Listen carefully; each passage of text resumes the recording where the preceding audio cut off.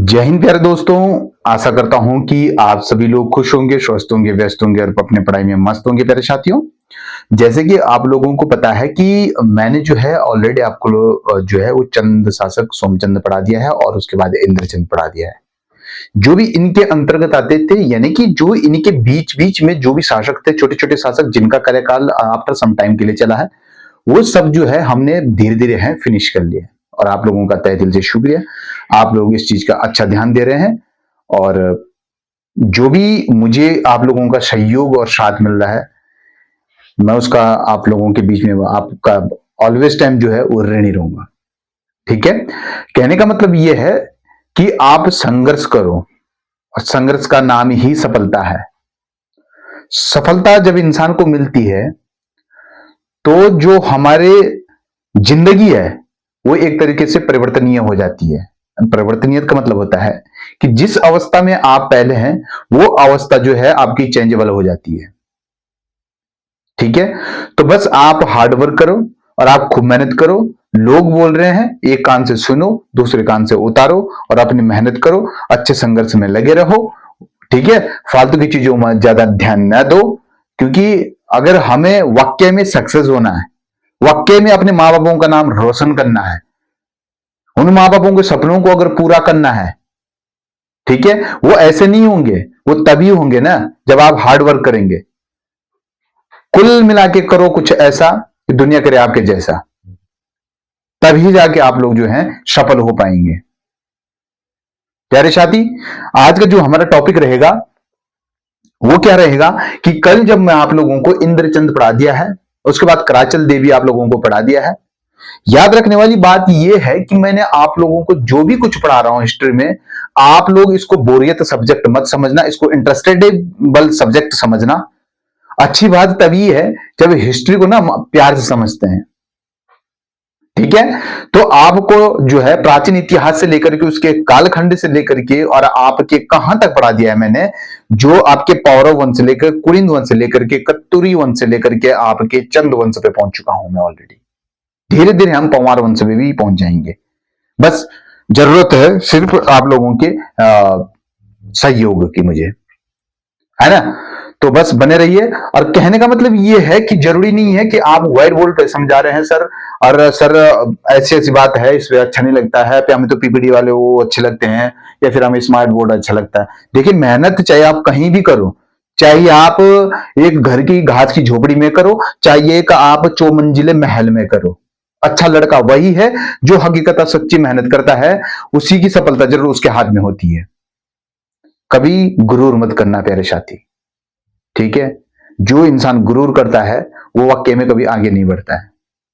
ठीक है, चलो ज्यादा न कहते हुए अब हम क्या करेंगे, अपने सब्जेक्ट को जो हमारे आज का टॉपिक रहेगा उसको आराम से पढ़ेंगे, बड़े प्यार से पढ़ेंगे।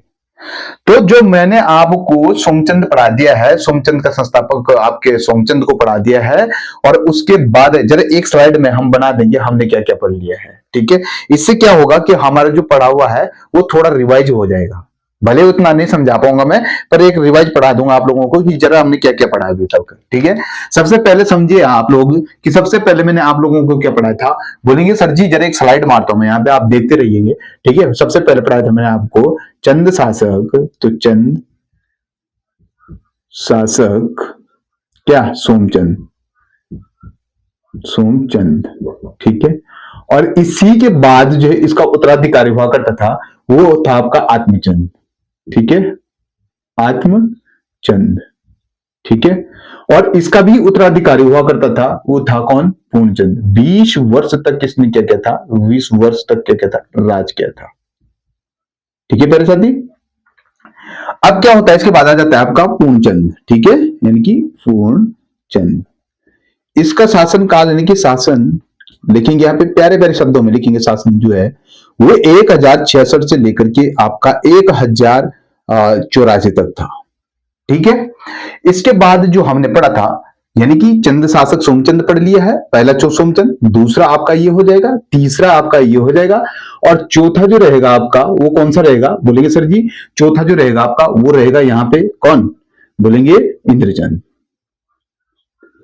इंद्रचंद। ठीक है, इंद्रचंद वही जो घमंडी राजा हुआ करता था। पांचवा जो रहेगा आपका, वो रहेगा आपका इंद्रचंद के बाद कौन आ जाएगा? संसार चंद। संसार चंद। देखिए कितनी चीजें हमने पढ़ ली है, ठीक है। उसके बाद छठा जो हमने पढ़ा था वो पढ़ा है इसके बाद, भले इसके बारे में नहीं पढ़ा है, छोटे छोटे शासक हैं, जैसे संसार के बाद आएंगे सुधाचंद। सुधाचंद, ठीक है। सुधाचंद के बाद जो हमने पढ़ा है वो 7वां नंबर का राजा हुआ करता था आपका, वो रहेगा आपका सुधाचंद के बाद कौन आ जाएगा? बोलेंगे सर जी सुधाचंद का हरिचंद, ठीक है। हरिचंद, ठीक है। और हरिचंद के बाद कौन आ जाएगा आपका? बोलेंगे सर जी सुधाचंद आ जाएगा, फिर हरिचंद आ जाएगा, हरिचंद के बाद आ जाएगा आपका 8वां नंबर का राजा, वो है बीणाचंद, ठीक है। बीणाचंद, वही बीणाचंद जो 82 प्रकार का राजा हुआ करता था। 9वां शासक हुआ करता था आपका, वो कौन बैठा था गद्दी पे?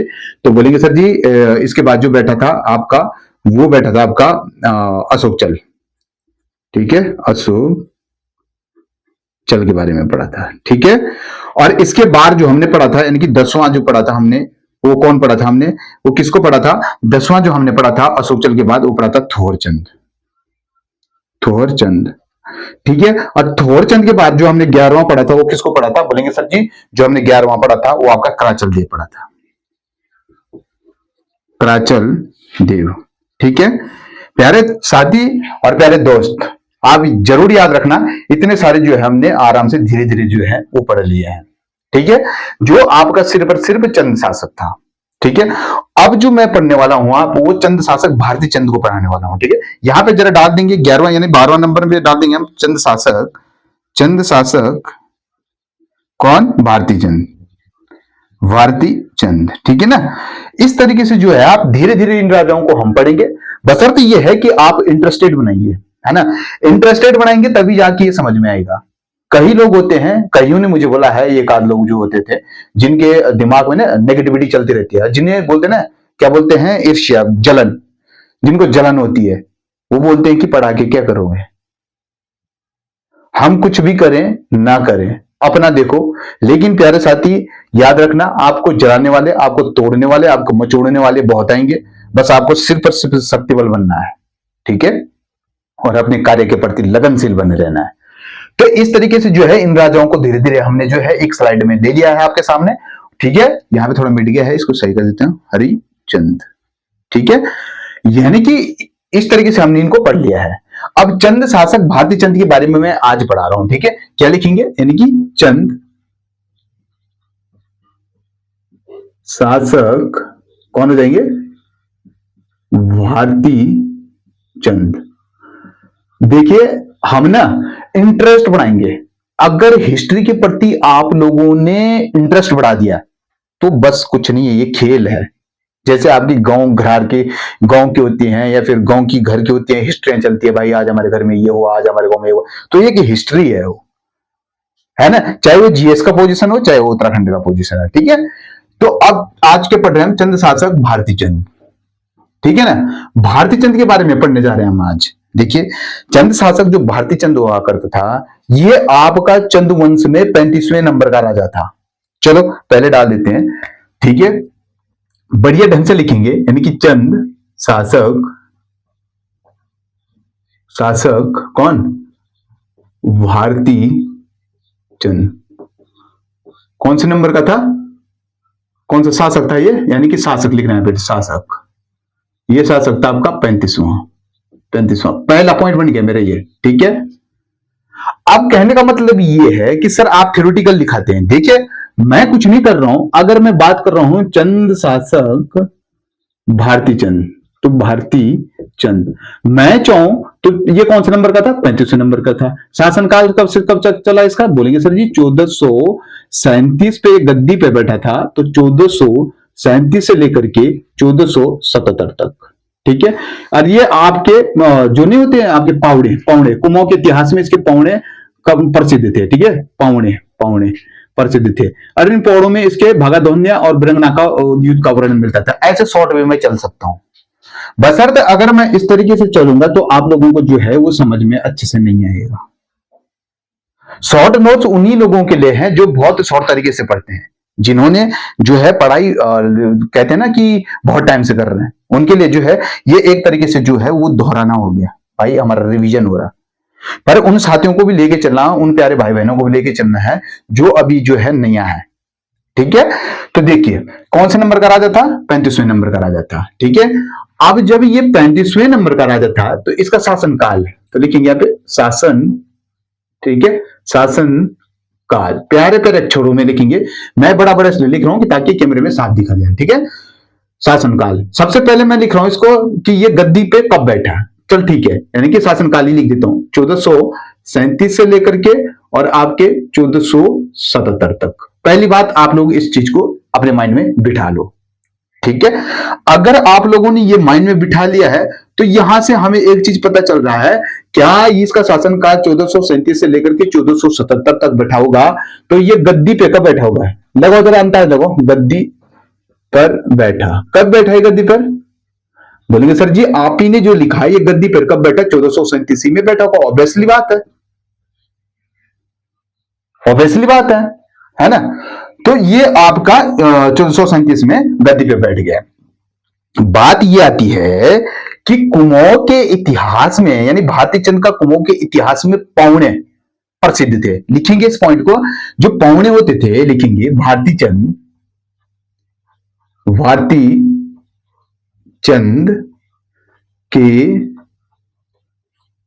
कुमाऊं के इतिहास में क्या पावने। ठीक है, कुमाऊं के इतिहास में जो है वो पावने जो होते थे, पावने क्या थे, प्रसिद्ध थे। ठीक है, क्या थे, प्रसिद्ध, प्रसिद्ध थे। ठीक है, यानी कि कहने का मतलब यह है कि भारती चंद का कुमाऊं के इतिहास में इसके पौने जो होते थे वो बड़े प्रसिद्ध हुआ करते था। इन्हीं पौनों में क्या लिखेंगे कि भारती चंद के कुमाऊं के इतिहास के जो पौने होते थे, इन्हीं डायरेक्ट लिख रहा हूं मैं, ठीक है, पॉइंट बना के आप लिखना, लेकिन मैं डायरेक्ट हूं, इन्हीं पौनों में, यानी कि लिखेंगे इन्हीं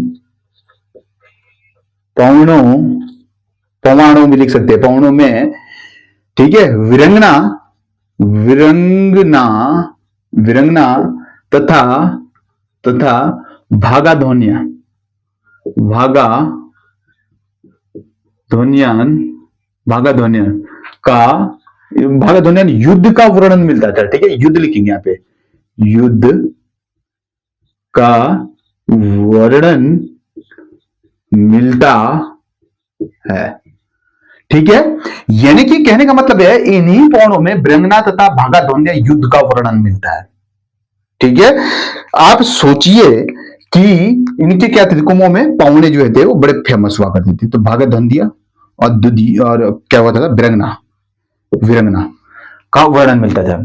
ये जो राजा हुआ करता था ये बड़ा पराक्रमी राजा हुआ करता था और साहसिक राजा हुआ करता था। ठीक है, लिखेंगे जरा यहां पे कि ये राजा हुआ करता था, कि राजा कौन राजा, या बोलेंगे भारती चंद क्या था, भारती चंद पूरा ही लिखेंगे। ठीक है, भारती चंद जो होता है, अगला पॉइंट बना के लिखेंगे यहाँ पे साफ साफ, भारती चंद। ठीक है, मैं बड़े इसलिए लिख रहा हूं ताकि आप लोगों को देखने में दिक्कत न हो। कई सारों के फोन मैंने देखे, भाइयों का कहना है मेरे लिए, कई बहनों का कहना है, कई छात्र छात्राओं का भी मान सकते हैं आप, उनका कहना यह है कि जो सर आप बोर्ड पे लिखते हैं वो कम दिखाई देता है। बशर्ते मैं जो हूं अब इतने बड़े लिख रहा हूं, अब आप लोगों को थोड़ा क्वालिटी के हिसाब से देखिए आप, है ना, 700 कुछ पे देखिए आप, या फिर 1000 पे देखिए, फिर 400 कुछ पे देख सकते हैं आप, दिख जाएगा साहब। ठीक है, जो भारती चंद होता था, तो भारती चंद जो होता था, क्या बोला मैंने कि ये आपका पराक्रमी राजा हुआ करता था और आपका साहसिक राजा हुआ करता था। लिखेंगे यहां पे जो भारती चंद होता था वो आपका पराक्रमी, पराक्रमी तथा साहसिक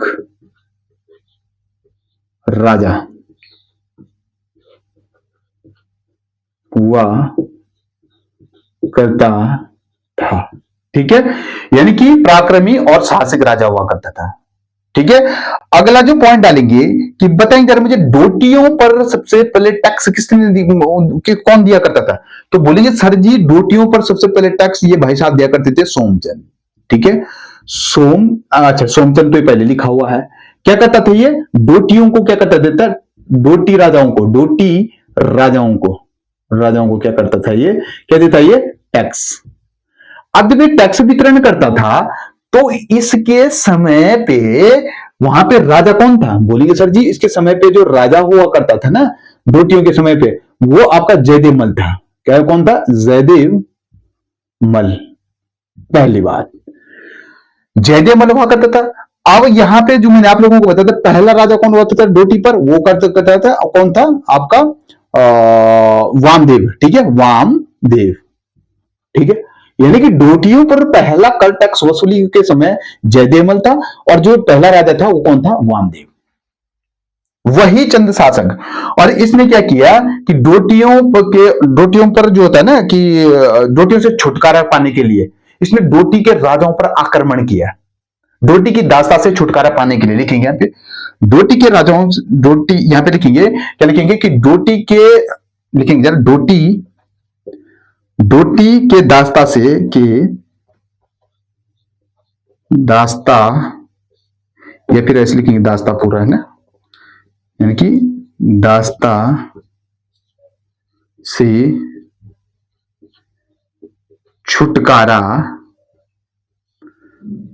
पाने के लिए, छुटकारा पाने के लिए, ठीक है। डोटी की दास्ता से छुटकारा पाने के लिए डोटी के राजाओं, डोटी के जो राजा नहीं, डोटी के राज्य पर, ठीक है, डोटी के राज्य पर क्या कहता, यानी लिखेंगे यहाँ पे क्या लिखेंगे, बोलेंगे गुरुजी डोटी के राज्य पर, डोटी राज्य, भले इसने जीता भी, डोटी राज्य पर क्या क्या आक्रमण। बताओ इतना खतरनाक राजा था। और यहाँ पे तो मेहरा भरत्यालों को क्या कर दिया करते थे, ये मंत्री नियुक्ति किए थे, किसने, सोमचंद ने, जिसने बूढ़ों की, बूढ़े तथा सियानों की नियुक्ति की थी। और इसने क्या किया था, और क्या किया था इसने, पंचायती राज व्यवस्था का जनक भी इसको सोमचंद को माना जाता है कुमाऊं में, ठीक है। और इसमें 4 किले नियुक्त किए थे। बस ये आपने छोटे छोटे हैं, इंद्रचंद के बारे में मैंने पढ़ा रखा है, संसार चंद, सुधाचंद के कोई खास नहीं रहा, हरिचंद कोई खास नहीं रहा, बीणाचंद कोई खास नहीं रहा, अशोक चंद के बारे में पढ़ा रखा है, थोरचंद के बारे में पढ़ा रखा है, कराचल देव के बारे में पढ़ा, और चंद शासक भारती चंद के बाद थोरचंद बोल जाए यहाँ पे, ठीक है, ये लिखा हुआ थोरचंद, सब कुछ पढ़ा रखा आप लोगों को ऑलरेडी, बस प्लीज आप वीडियो में जरूर देखना, है ना। तो क्या होता था, डोटी के दास्ता से छुटकारा पाने के लिए डोटी के राजाओं पर आक्रमण किया, ठीक है। यानी कि जब इसने आक्रमण किया तो आप ये समझो कि यहां पे जो क्या करते थे सैनिक, ठीक है, क्या हुआ करते थे, यहां पे सैनिक हुआ करते, ठीक है। अब जो है कि भारती चंद की सेना तथा कटक में सभी जाति और धर्म के लोग रहते थे, लिखेंगे यहां पे लिखेंगे, दूसरा पॉइंट बना के लिखेंगे, अगर आपने पहला पॉइंट ये माना है तो दूसरा पॉइंट, नहीं तो आप पॉइंट बना के लिखेंगे, तो पहला दूसरा, नहीं तो आप ऐसे भी कर सकते हैं, इस तरीके से लिख सकते हैं, ठीक है। इसकी सेना लिखेंगे, अब तो पूरा ही लिखेंगे कि भारती चंद, ठीक है, भारती चंद की सेना तथा क्या, भारती चंद की सेना तथा, या फिर सेना या करके लिखेंगे, या सेना क्या बोलते हैं, कटक में सभी सभी जाति और धर्म के लोग रहते थे, ठीक है, सभी जाति धर्म के लोग रहते थे, ठीक है। अब एक बात बताओ कि जब इसने डोटियों की दास्ता से छुटकारा पाने के लिए इसने डोटियों पर क्या किया था, आक्रमण किया था, तो डोटियों का जो पहला पड़ाव पड़ा था वो कहां पड़ा था, तो बोलेंगे कटकनोला, दूसरा आपका बालीचौड़, ठीक है। जो डोटियों का पहला आक्रमण के समय, डोटियों का पहला पड़ाव, ठीक है, डोटी राजाओं के आक्रमण के समय, लिखेंगे डोटी राजाओं के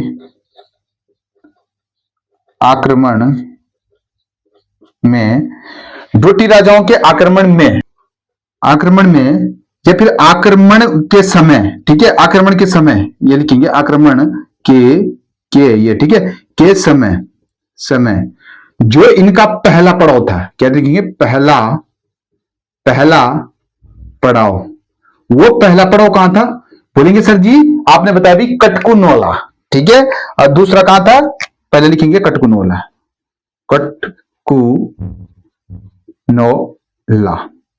ठीक है। जबकि इनका दूसरा जो पड़ाव पड़ता था वो कहां पे समझ जाना आप, यहां पे दूसरा, ठीक है। कहां पड़ा? काली नदी के किनारे बालीचौड़। तो काली नदी कहां पड़ती है बताओ जरा? पिथौरागढ़ में, ठीक है। काली नदी के बाली चौड़, काली नदी के बालीचौड़, कटकुनोला दूसरा आपका काली नदी के बालीचौड़ में, ये दूसरा पड़ाव है इसका, ठीक है। ये वाला पहला पड़ाव ये है। बताएंगे जरा काली नदी तथा गोरी नदी का संगम कहां पे होता है? तो काली नदी, मेरा क्वेश्चन आपसे ये है, जरा मैं थोड़ा बस देखना चाहता हूं कि कितना पढ़ते हैं आप लोग, है ना। काली नदी व गौरी नदी का संगम, संगम। और एक ऐसी नदी है जो सबसे ज्यादा जल लाती है, और एक ऐसी नदी है जो सबसे ज्यादा, जिसका जल प्रभाव है सबसे ज्यादा है, जो जल प्रभाव नदी के नाम से किसको जाना जाता है? तो बोलेंगे सर जी जो काली नदी और गोरी नदी का संगम है ये आपके जौलजीबी में होता है। कहां होता है? जौलजीबी में।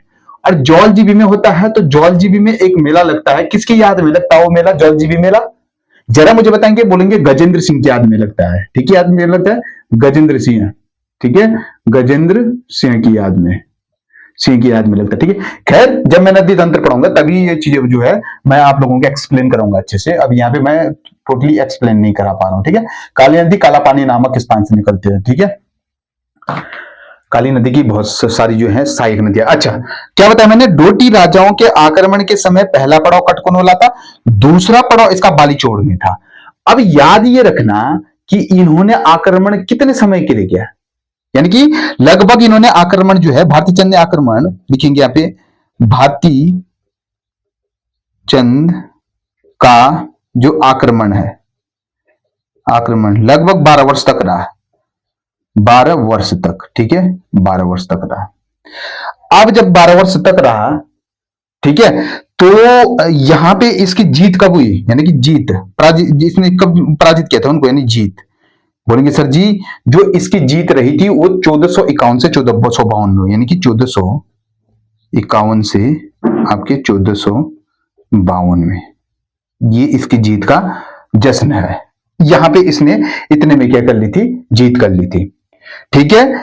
और जो आपके क्या बोलते हैं, जो आपके भारती चंद है, भारती चंद, इस लोगों को आप इतने इस चीज को है जो आप इतने अच्छे से समझना, बड़े प्यार से समझना, ठीक है, बड़े आराम से समझना।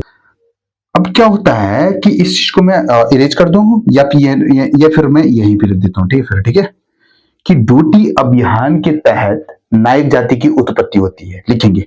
जो डोटी होता है ना, डोटी, आराम से लिखना, अच्छा क्वेश्चन है, ठीक है। डोटी अभियान, अभियान के तहत नायक जाति, डोटी अभियान नायक जाति की उत्पत्ति हुई, उत्पत्ति हुई। और नायक जाति होती है चंदों के अवैध संतान हुआ करती थी, ठीक है। लिखेंगे यहाँ पे अगला पॉइंट बनाएंगे, ठीक है। नायक जाति जो होती थी वो चंदों के अवैध संतान होती थी। बोलेंगे नायक जाति क्या होती थी? आपके चंदों की अवैध, अवैध संतान, संतान थे, ठीक है। यानी कि नायक जाति जो होती थी वो चंदों के अवैध संतान हुआ करती थी। ये चीज याद रखना कि डोटी अभियान के तहत नायक जाति की उत्पत्ति हुई, जबकि नायक जाति चंदों के अवैध संतान हुआ करती थी, बस, ठीक है ना। अब जो आएगा कि भारती चंद ने अपने पुत्र रतन चंद की सहायता से सौर, सिरा और थल को जीता था, लिखेंगे यहाँ पे। भारती चंद ने, यहां पे बना दूं मैं, इसको मिटा दूं, इरेज कर दूं, कोई दिक्कत तो नहीं है ना। चलो ठीक है, इस चीज को आप जरा ध्यान से सोचना क्या पढ़ा रहा हूं मैं, ठीक है। यहीं से इधर से पढ़ा रहा हूं मैं, ठीक है। यहां से इधर लिखेंगे भारती, भारती चंद ने अपने पुत्र, कौन था इनका पुत्र? रत्नचंद, जो हम आगे पढ़ेंगे अब। भले शासनकाल कोई खास नहीं रहा रत्नचंद का, कमी रहा पर ठीक रहा। रत्नचंद की इंपॉर्टेंट है, ठीक है, कि सहायता, सहायता से, रत्नचंद की सहायता से क्या जीता था इसने? बोलेंगे भारती चंद ने रत्नचंद की सहायता से सौर, ठीक है, सौर, सौर कहां का पुराना नाम है जरा बताएंगे? सौर, सिरा, सौर होता है, सिरा होता है, और थल, थल के क्षेत्र को जीता, सौर सिरा थल को जीता है, सौर सिरा थल को क्षेत्र को जीता, ऐसे लिख सकते हैं आप, जीता। ठीक है प्यारे साथी, इस तरीके से लिखेंगे आप, है ना। तो अब जब इसने भारती चंद ने अपने पुत्र रत्नचंद की सहायता से सौर सिरा और थल को जीता था, तो इस चीज को भी आप लगे ध्यान, इस चीज को भी आप लोग क्या करेंगे, याद रखें। अब क्या लिखेंगे कि सौर में लिखेंगे सौर, ठीक है, यहाँ पे ऐसे नहीं लिखेंगे, ऐसे लिखेंगे मलों का, यानी कि सौर में मलों का, लिखेंगे कि सौर में मलों का जो ताम्रपत्र है, ठीक है, सौर में मलों का ताम्रपत्र वो कब प्राप्त हुआ था, प्राप्त बताइए जरा, सौर में मलों का जो ताम्रपत्र है वो कब प्राप्त हुआ था, तो 1337 के आसपास में जो है ये प्राप्त होता है। ठीक है, 1337 में लिखेंगे, 1337 में, ठीक है, 1337 में प्राप्त लिख दो, कोई नहीं, प्राप्त। ठीक है ना। तो प्यारे साथी, इस तरीके से आप लोग जो है इस चीज को आप आराम से ध्यान रख सकते हैं। ठीक है, आराम से पढ़िए, बड़े इम्तिहान से पढ़िए, अच्छे से पढ़िए। ठीक है ना। अच्छा, ठीक है। और जो आगे पढ़ेंगे कि खेती खान के ताम्रपत्र में भारती चंद के पुत्र सुजान सिंह का उल्लेख मिलता है, लिखेंगे जरा, क्या लिखेंगे, यानी कि खेती खान ताम्रपत्र, ठीक है, खेती खान ताम्रपत्र में भारती चंद सुजान सिंह का क्या मिलता है, उल्लेख। ठीक है, उल्लेख मिलता है। ठीक है, उल्लेख, बस इतना आप लोग जो है अच्छे से ध्यान रखेंगे। ठीक है ना। अब मैं आप लोगों के एक बार ये स्लाइड पूरी दोहरा देता हूं जो मैंने अभी तक पढ़ा है। देखिए, चंद शासक भारती चंद है, कोई बड़ी बात नहीं है। चंद शासक भारती चंद का शासनकाल कौन सा राजा था, 35वां, 1437 से लेकर के 1477 के आसपास में, यानी 1437 से लेकर 1477 के आसपास में इर्द गिर्द में गद्दी पर बैठ गया था, इसने शासन किया था। ठीक है, कहने की बात यह है, गद्दी पर बैठ गया था। भारती चंद कुमो के इतिहास के पौड़ों के लिए प्रसिद्ध हुआ करते थे, इतिहास के पौड़ों के लिए। इसके पौड़ों में आपके क्या बोलते हैं, जो इनके पौड़े होते थे, तो वीरंगना तथा भाग्यद्वंदिया का युद्ध का वर्णन मिलता था इसमें। ठीक है, ये हो गया। भारती चंद के एक पराक्रमी और साहसिक राजा हुआ करता था जिसने डोटियों पर आक्रमण किया था। डोटियों पर सबसे पहले आक्रमण इसने किया था। ठीक है, ये जो होता है वो मिटा दिया मैंने यहाँ पे। सोमचंद जो हुआ करता था वो डोटियों को टैक्स दिया करता था। ठीक है, इस चीज को भी आप याद रखना कि भारती चंद जो होता है, सेना कटक में सभी जाति और धर्म के लोग रहते थे, इसमें कोई वो नहीं थी, पक्षपात बात नहीं। ठीक है, डोटी राजाओं के आक्रमण के समय पहला पड़ाव कटकनौला था, दूसरा पड़ाव आपका बालीचौड़ में था। ठीक है, इसको भी आप लगे हाथ ध्यान रखना। ठीक है, बालीचौड़ कहां पर था, काली नदी के किनारे। काली नदी कहां पर थी, पिथौरागढ़ में, जहां ज्वाला जी भी मेला लगता है, गजेंद्र सिंह की याद में। ठीक है, काली और गोरी नदी का संगम होता है, याद रखना। खैर, उसको मैं आगे पढ़ूंगा। भारती चंद के आक्रमण लगभग 12 वर्ष तक इसने डोटियों पर आक्रमण किया, और इस बंदे ने जो है 1400 यानी 1451 से लेकर के 1452 के आसपास में इसने आक्रमण को जीत लिया था। ठीक है, अगली बात होता है, भारती चंद ने अपने पुत्र की सहायता से सौर सिरा और तथा थल को जीता था इसने। ठीक है, अगली बात आते हैं, सौर में मल्लों के जो ताम्रपत्र मिलते थे वो आपके कितने में मिले थे, यानी कि 1337 में प्राप्त हुए थे। ठीक है, और खेती खान ताम्रपत्र में भारती चंद के पुत्र सुजान सिंह का उल्लेख भी मिल जाता है। ठीक है प्यारे साथी, तो आप लोग जो है इस स्लाइड को आप लोग जो है अच्छे से ध्यान रखना। ठीक है, जरा मुझे बताएंगे कि थोड़ी सी मैं आप लोगों को कुछ एक्स्ट्रा फैक्ट बताऊंगा इसमें, कि जो यहीं पे बता रहा हूं मैं। ठीक है, सीरा वो था, सीरा किसके लिए बोलते थे, सीरा, सीरा का अर्थ जरा अर्थ बता दो मुझे। अर्थ बोलेंगे सर जी, सीरा का अर्थ होता है क्या होता था, भोजन, भोजन, या फिर ऑब्लिक में देखेंगे खीर। ठीक है, खीर। ठीक है, सीरा में ये राजा जो होते हो अपने आप को क्या बोलते थे, तो ये आपका जो मानते थे अपने रैका का राजा। ठीक है, सीरा में क्या मानते थे अपने आप को, रैका का राजा, रैका का राजा, या फिर रेका क्या, फिर राय का राजा, राय का राजा, दोनों चीजें हैं, या तो आप रेका का बोले या फिर आप राय का राजा कहते थे। ठीक है, और जो थे रेका और राय का राजा कहते थे हैं, और इनकी जो राजधानी हुआ करती थी। ठीक है, राजधानी कहां थी इनकी, लिखेंगे जरा यहाँ पे, जो इनकी राजधानी हुआ करती थी वो कहां रही। ठीक है, यानी कि राजधानी तो नहीं रही होगी इनके, लेकिन यहाँ पे लिख सकते हैं मलवंश के संस्थापक, मल वंश हुआ करता था। मलवंश के फाउंडर कौन थे, नहीं संस्थापक, संस्थापक कौन थे, तो बोलेंगे आपके जगतमल, जगतमल हुआ करते थे। ठीक है, जगतमल हुआ करते थे, मलवंश के संस्थापक। ठीक है, भारती चंद के समय जो होते थे आपके डोटी पर, और डोटियों पर किसका साथ, लिखेंगे कि भारती चंद के समय जो होते थे वो डोटियों का राजा कौन हुआ करते थे, भारती चंद के समय। लिखेंगे यहाँ पे कि भारतीय एक्स्ट्रा है, भारती चंद के समय डोटी व ऑब्लिक में लेकिन नेपाल पर शासक किसका था, तो लिखेंगे जयमल, पहला था जयमल जिसका डोटी पर था, और एक ऑब्लिक में लिखेंगे जैसे यहाँ ऑब्लिक पे है नेपाल में अक्षयमल, अक्षयमल का क्या था, शासन था, शासन था। ठीक है मेरे साथी, लगे हाथ, इस चीज को भी आप जो है याद रखना। ठीक है, जयमल और अक्षयमल का क्या हुआ करता था, यहाँ पे शासक हुआ करता था। ठीक है ना, इस चीज को आप भी। ठीक है, अब क्या होगा कि जो सीरा में हुआ करता है, यानी कि सीरा में किसका शासन था, उसमें लिखेंगे सीरा पर जो शासन हुआ करता था वो कल्याण चंद का शासक था, कल्याण चंद का शासक था। ठीक है, सीरा में किसका शासन हुआ करता था, बोलेंगे सर जी कल्याण चंद के, यानी कि राय का राजा करते थे, मरवंश के संस्थापक आपके जगतमल हुआ करते थे। भारतीय चंद के समय डूटी पे व नेपाल पे जयमल और अक्षयमल का शासक हुआ करता था। ठीक है, और सीरा में आपके कल्याण चंद का शासक हुआ करता था। ठीक है, और यहाँ पे जो सीरा हुआ करता था ना, सीरा में भारतीय चंद को डुगरी या फिर बसेड़ा नियुक्त किया था। यहाँ पे डुगरी या फिर आप तो कह सकते हैं बसेड़ा। ठीक है, सीरा में क्या बोल सकते हैं आपका, डुगरी या वसेड़ा क्या कहता, नियुक्त किया। ठीक है, नियुक्त किया था। ठीक है, डुगरी और बसेड़ा लिखेंगे। जो बसेड़ा है वो 1442 के आसपास से लेकर के आपके और 1539 तक शासक किया। ठीक है, बसेड़ा ने।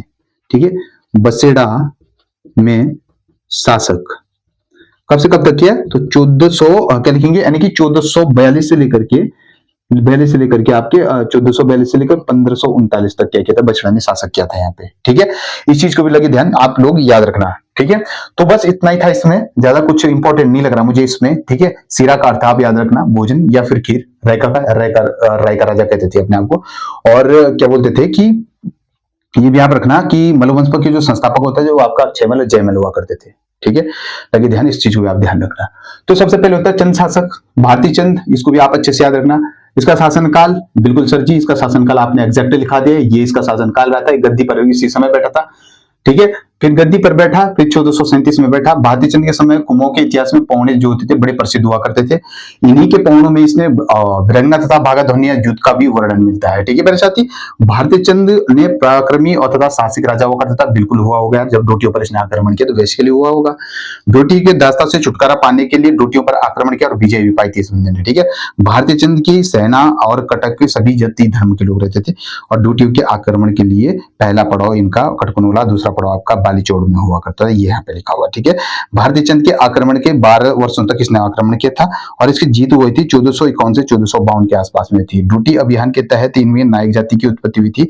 नायक जाति जो थी वो चंदों के अवैध संतान हुआ करती थी। ठीक है, और सीरा इसमें लिखेंगे भारतीय चंद ने अपने पुत्र की सहायता से रत्नचंद की सहायता से सौर सिरा और थल जीता था, और रत्नचंद के बारे में हम आगे बढ़ेंगे। ठीक है, और कहने का मतलब है कि सौर में जो आपके ताम्रपत्र जो मिले वो आपके 1337 आसपास में प्राप्त हुए थे। ठीक है, और डोटी के खाना के ताम्रपत्र में भारतीय चंद को सुजानसिंह का उल्लेख मिलता है। ठीक है, अब कहने का मतलब ये है कि जो भी आपका चंद्रवंश होगा, अभी तो बहुत कुछ है इसमें, यहाँ पे तो समाप्त नहीं होगा ये, तो साथियों आप जो है बड़े प्यार से जो है इसको पढ़िए। ठीक है, बड़ी मेहनत कीजिए और आप इस चीज को इंटरेस्टेड बनाइए। ठीक है, ऐसा नहीं है कि बोरियत सब्जेक्ट है, बोर हो रहे हैं, पता नहीं क्या क्या पढ़ा रहे हैं सर जी, क्या है ये, कुछ नहीं है भाई, बस मेहनत करनी है तो सब कुछ बढ़िया से है ना। जो लड़का चाहे जो लड़की, भाई बहन मेहनत नहीं करना आता जिनको, प्लीज आप किताबें जो है वो समेट दीजिए। अगर आपको हकीकत की मेहनत करनी है ना तो तपना पड़ेगा। ठीक है, आपने सुना होगा कि लोहे को जितना ही तपाया जाता है उतना ही उसको पीटने पे चादर के रूप में अच्छा फैलता है, चाहे वो सोना हो चाहे वो लोहा है। ठीक है, तो आप उसी तरीके से तपिए। जो इंसान चार दीवारों के अंदर बंद रहकर तपता है, और जिसके एक चीज याद रखना, चार दीवारें हर किसी की नसीब में नहीं होती है, और ये चार दीवारें, ये छत और ये फाउंडेशन जो होते हैं आपका, जो ये नीचे का फर्श होता है, ये हर किसी की किस्मत में नहीं होती है। ये उन्हीं साथियों की किस्मत में होती है जो वाकई में मेहनत करना चाहते हैं, जो अपने सपनों को साकार करना चाहते हैं। ठीक है, बस लगे रहिए, कर दिखाओ कुछ ऐसा, दुनिया करे आपके जैसा, है ना। लोग क्या नहीं बोलते हैं। कल हम इसी वीडियो के साथ मिलेंगे और आप अच्छे से इस चीज को रिवाइज करके आना, है ना, थोड़ा हल्का इसको जो है हम दोहरा देंगे। ठीक है, चलो आज के लिए इतना ही। जय हिंद, जय भारत, जय उत्तराखंड, धन्यवाद।